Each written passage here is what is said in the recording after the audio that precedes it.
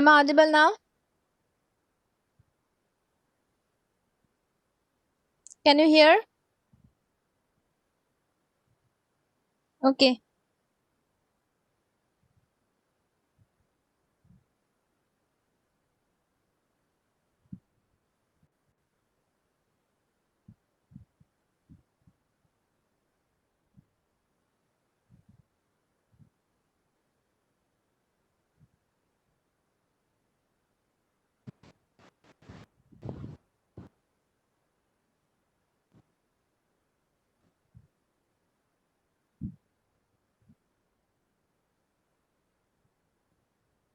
So we were here. Um, these are the types of various types of fluids, or we can use different types of not fluids. These are the different types of materials. Actually, we can use as grout for grouting purposes. Okay, we can either use one, or we can either mix two or three of them at a time, and then we can use depending on the type of achievement, type of strength, then type of purpose required, what purpose is to be served. Depending on that, we can select.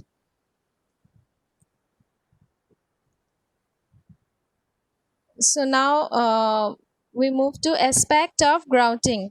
Okay, the principle of grouting is to introduce a substance into rock fissure or into the soil by pumping fluid called grout. So the fluid that we are going to pump inside the subsurface rock is termed as grout, and the process is called as grouting. Okay, down a small diameter tube in a required location. It is essential that a particular grout should penetrate satisfactorily into the permeable material or rock fissures and seal all voids.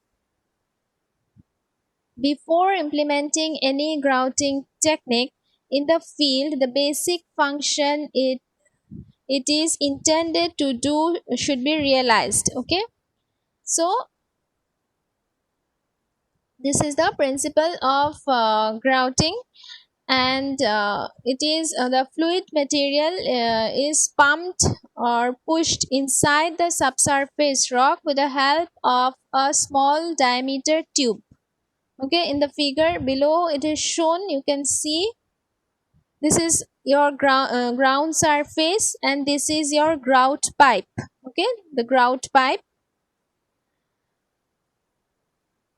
the vertical one is the grout pipe. Then with the help of this grout pipe, the grout pipe is inserted inside the subsurface soil, into the subsurface soil or rock, and then through that pipe the grout material is pumped inside.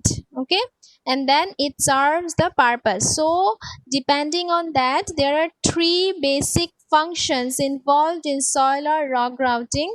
So what are the three basic functions involved? You see here, first is permeation grouting, which is also termed as penetration. Then compaction grouting, we can also call it as controlled displacement grouting. Then hydrofracturing or uncontrolled displacement.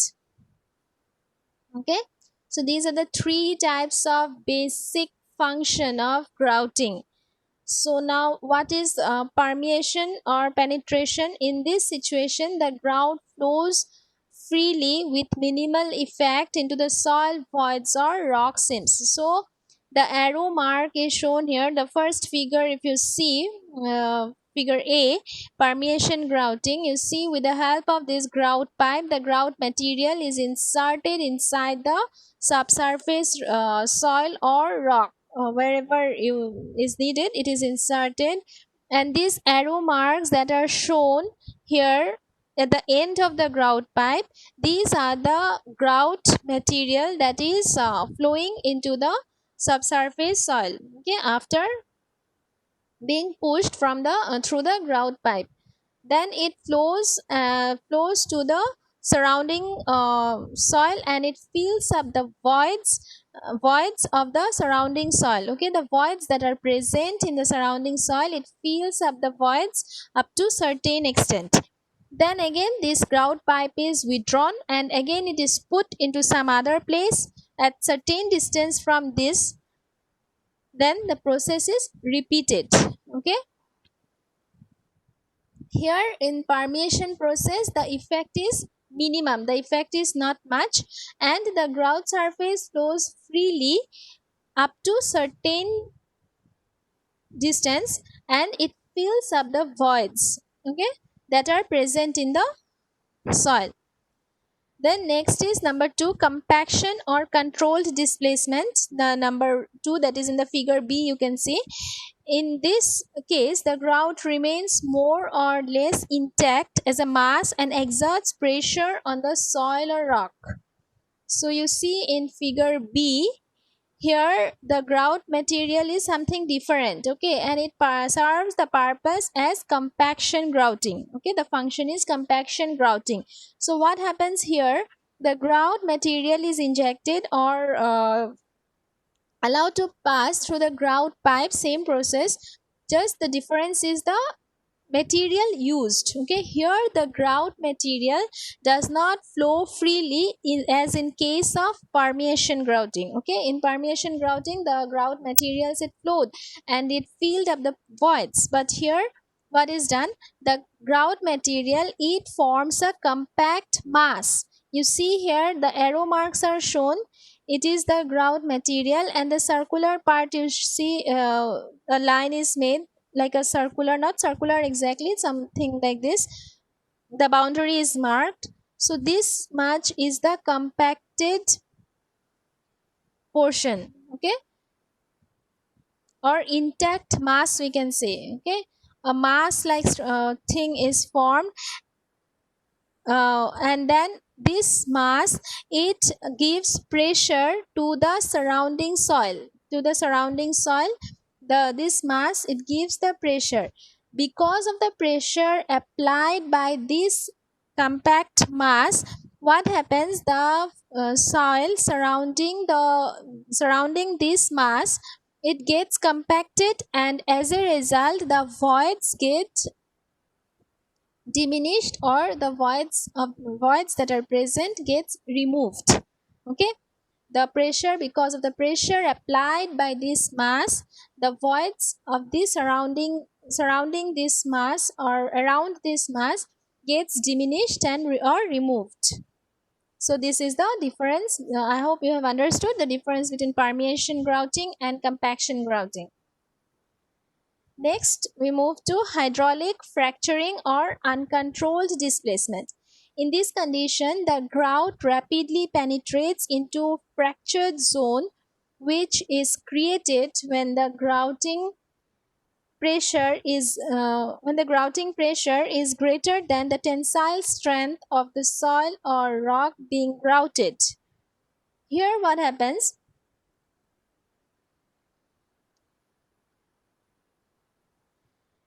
Here the pipe is inserted, same process. Now because of the pressure the grout is inserted, some kind of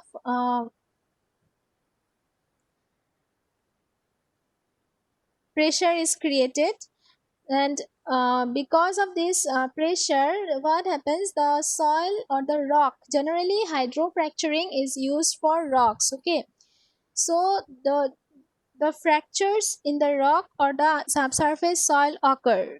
Okay, because of the pressure that is applied, there is a fracture between the rocks. Okay, and then this grout material it goes down the pipe and it fills up these fractures, completely, and provides pressure to the surrounding soil, and the voids gets sealed. Okay, and if sometimes like in Cashan foundation and all, what happened, can't you see the screen, is the screen not visible?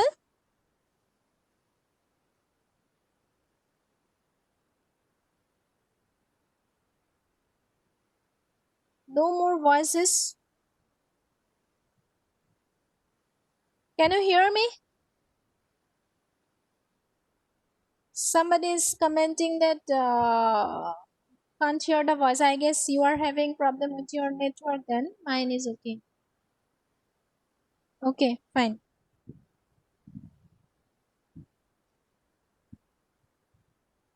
Some kind of foundation, what happens, the fractures occurs, okay. Is a little bit, some little bit fracture is there, suppose. So we can do one thing, that we can put the grout, and this hydrofracturing process, with the help of this pressure, the fracture will continue, and there will the and that fracture will be completely filled by this grout. Okay, so these are the three functions of grouting. Depending on the type of situation, what kind of work is required, what kind of performance is required, we select the different types of grout materials, and then what function it is to be performed, we select that. Okay, so I hope it is clear till this much. Is it clear to all till this much? Okay, fine.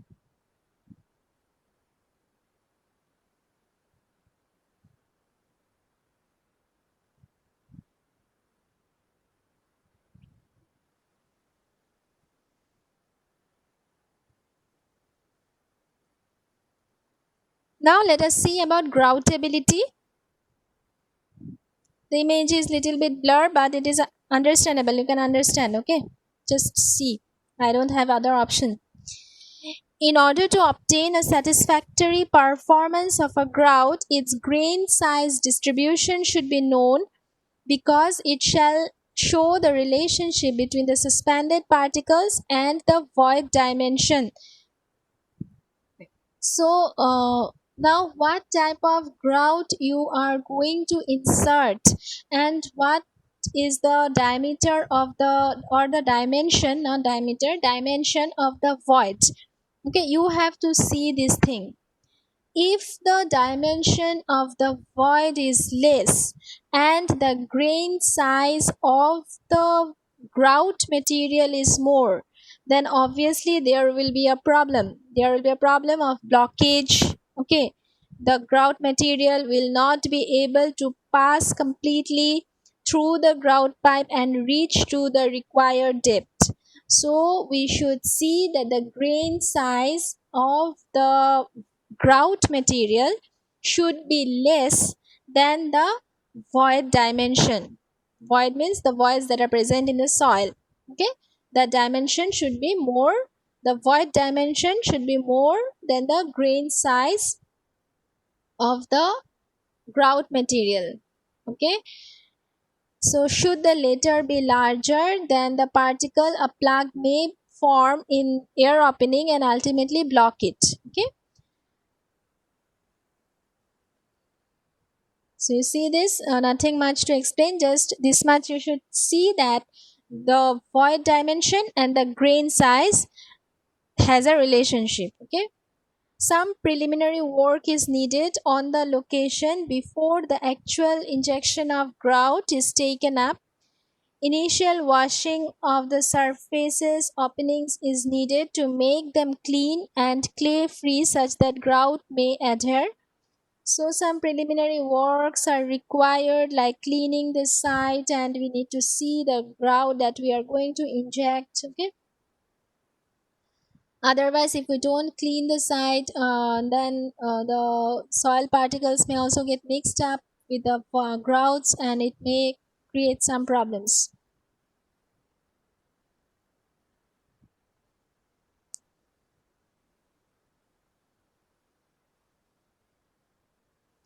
So best results are obtained when the pumping pressure is not allowed to grow large enough for the particles of soil to be disturbed and removed. To prevent blowout during the grouting pressure is generally limited to 20 kilonewton per meter square. Unless grouting under heavy structure or in other situation where greater confinement exists. So generally for normal structures, the grouting pressure is maintained to 20 kilonewton per meter square. But if it is done for more heavier structure, then this pressure may increase to certain limit. Okay. Further, the quality of a grout must be sufficiently fluid to enter the soil quickly, but at the same time, the movement should not be too fast. So, the material we are using as grout is generally preferable if it is fluid.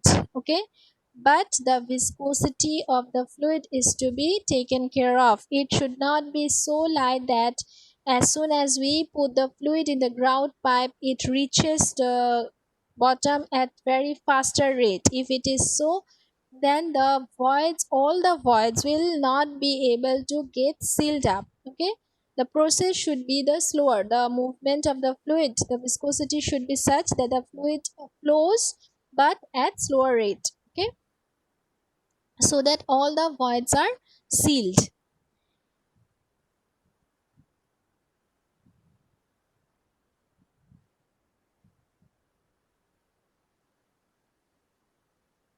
So these are the three factors which decide the effect of rate of injection of a grout. So the factors are viscosity of the grout. I told you the viscosity of the grout is to be taken care of. The fluid should be such that it should not flow very fast. It should not be light and it should not flow very fast. It should be such that it flows. It should not be like that it does not flow at all. It should flow but at slower rate. So viscosity of the ground plays an viscosity of the grout plays an important role. Next is permeability and shear strength of the soil. So these are the various three factors which affect the rate of injection of the grout.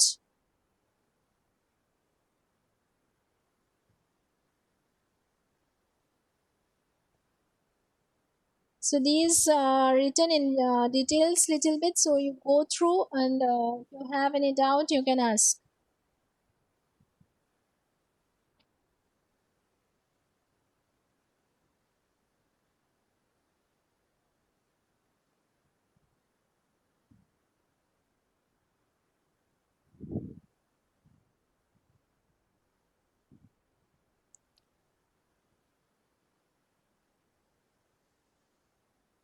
So life of the grout, how it depends? It depends on the geological and hydrogeological situation. Okay, the geological situation of the site and the hydrogeological situation is responsible for the life of the grout.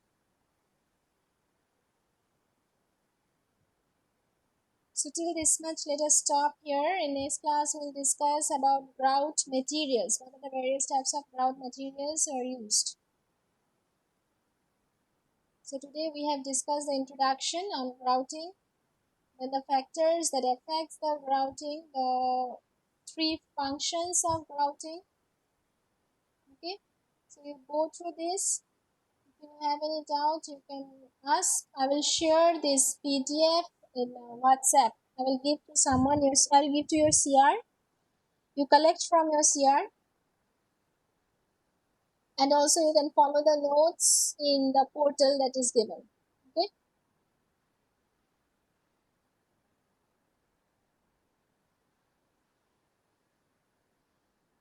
So is it clear to all till today's class?